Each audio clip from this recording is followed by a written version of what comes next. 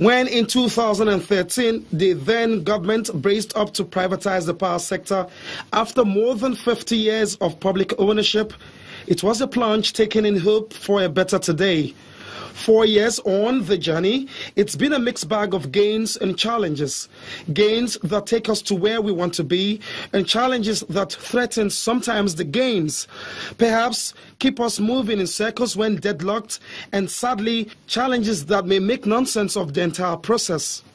And whether or not we want to address the issue, the main problem for why there is lack of liquidity in the entire value chain is simply because the right economic model has not been used in pricing the cost of the product. Energy delivery is a value chain process, and so efficiency and effectiveness of one is contingent on other. Clearly, there is no one-leg accounting, so that balance has to be found and plugged in if power outputs must be maximized. Metering remains a challenge for both consumers and distributing companies. The back and forth is best described with illustration of the chicken and the egg, which comes first. Consumers say, meter me and I'll pay. Discos say we can't do all of that at the same time for everyone simultaneously because it requires funding. Monies that are from loans that require bankable guarantees that are elusive because creditors can't see a cost-reflective tariff based on the current charges. An increase in tariff, consumers are weary to pay if implemented. Some of us don't pay for energy.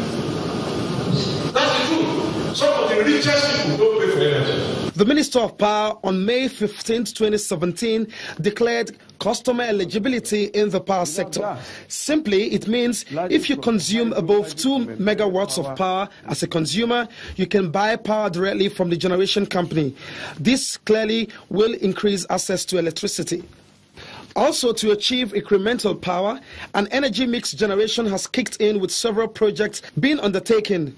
There is the 450 megawatts Azure power plant, 10 megawatt Castina wind power plant, 340 megawatts Afam power plant, 40 megawatts Kashambila hydro plant, 700 megawatts Zungeri hydro power, 29 megawatts Dadinkowa hydro power plant, 40 megawatts Gurara power plant, and 215 megawatts Kaduna power plant, which are at various stages of completion. At this meeting of petroleum and gas experts, the minister attempts to bring them to speed on developments. Uninterrupted power then means that we become more efficient in how we use energy, we become more disciplined in how we manage energy. We don't have energy assets. We don't damage energy assets. We don't steal energy assets. We don't break gas pipelines. Gas supply, which is a major issue, has to be fixed.